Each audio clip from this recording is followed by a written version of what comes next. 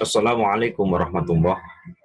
Alhamdulillah kita petang ini bisa ketemu kembali di dalam kuliah singkat.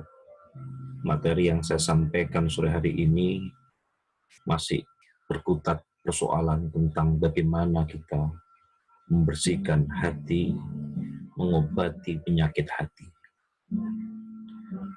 Sobat yang berbahagia, orang yang hatinya sakit tidak akan bisa mengenakan baju ketakwaan. Bila hatimu terbebas dari segala penyakit nafsu dan syahwat, kau dapat memikul beban takwa.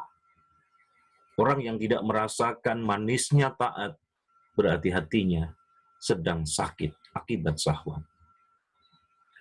Di dalam Al-Quran Allah menyebut syahwat sebagai penyakit. Fi qalbihi maradun. Sobat yang berbahagia, sebagaimana tubuh, hati juga dapat terserang penyakit. Dan penyakit hati adalah segala sesuatu yang dapat merusak pandangan dan kehendak. Pandangan rusak karena melihat berbagai hal yang subhat, sehingga ia tidak bisa melihat kebenaran, atau melihatnya dalam keadaan yang berbeda. Sementara kehendaknya sakit karena membenci kebenaran yang bermanfaat dan mencintai kebatilan yang membahayakan dirinya. Sobat yang berbahagia, ada dua cara untuk mengobati hati yang sakit. Pertama, mempergunakan sesuatu yang bermanfaat dan memberi kita kemaslahatan. Yaitu apa? Ketaatan kepada Allah. Kedua, menghindari segala sesuatu yang membahayakan, yang merusak diri kita, yaitu pengingkaran dan kemaksiatan. Bila kau melakukan dosa, kemudian kau mengikutinya dengan tobat dan penyesalan, itu dapat menjadi sebab tersambungnya dirimu kepada Allah Subhanahu wa Ta'ala. Namun bila kau melakukan ketaatan, disertai sikap ujub, bangga, dan sombong, itu bisa menjadi sebab terputusnya dirimu dari Allah. Sebab penyakit hati dapat diobati dengan membersihkan diri dari berbagai keyakinan yang rusak dan amal yang mengundang murka Allah. Kemudian istiqomah, menjalankan ketaatan dan perintah Allah. Hati akan bersih jika hamba meninggalkan berbagai perbuatan yang keji dan kemaksiatan. Dampak maksiat dan keburukan pada hati itu bagaikan dampak borok dan penyakit yang akan menggerogoti tubuh. Oleh karena itu, segeralah kita bertobat kepada Allah agar hati kita ini sehat dan baik, disertai sikap kembali merendah dan merasa hina. Sikap itu sungguh akan mengantarkan hamba kepada Allah, sekaligus merupakan tahapan pertama bagi siapapun yang berkehendak meraih ampunan Allah.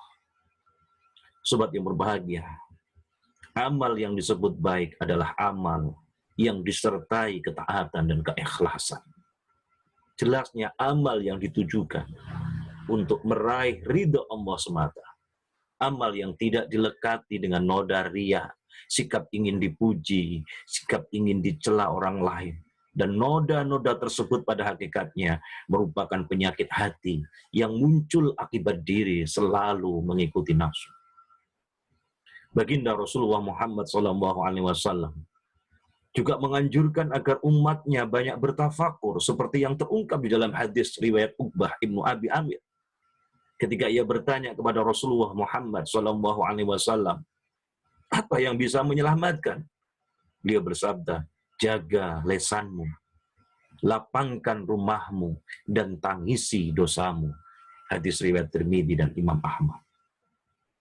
Perintah untuk menangisi dosa mengandung pengertian bahwa kita diperintah untuk merenungkan segala kesalahan yang telah kita lakukan. Untuk kemudian menekadkan diri tidak mengulanginya, dan kemudian tobatan nasuhah. Bagaimana mungkin hati akan bersinar sementara gambaran dunia melekati cerminnya? Bagaimana mungkin berjalan menuju Allah sementara diri terbelenggu syahwat? Bagaimana mungkin dapat memasuki hadirat Allah sementara diri belum bersih dari najis kelalaian? Bagaimana mungkin berharap dapat memahami berbagai rahasia sementara diri belum bertobat dari kekeliruan?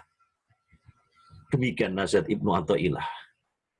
Sobat yang berbahagia, hati yang sehat adalah yang memutuskan harapannya kepada makhluk dan hanya bergantung kepada Allah Subhanahu wa taala. Jika mencintai, maka mencintailah karena Allah, bukan karena kepentingan duniawi yang murah. Jika kau membenci, bencilah karena Allah, bukan lantaran dengki dan ketidaksukaanmu. Rasulullah Shallallahu Alaihi Wasallam bersabda, siapa yang cinta karena Allah, membenci karena Allah, memberi karena Allah, dan tidak memberi karena Allah, berarti imannya telah sempurna. Hadis riwayat Abu Dawud. Demikian mudah-mudahan menjadi guna dan manfaat bagi kita semua untuk mengingatkan pada kita semua bahwa hidup di dunia ini cuma sebentar. Maka kita harus terus-menerus memantaskan diri menjadi umat Rasulullah Muhammad SAW yang layak mendapatkan syafaat dari baginda Rasulullah Muhammad SAW. Wassalamualaikum warahmatullahi wabarakatuh.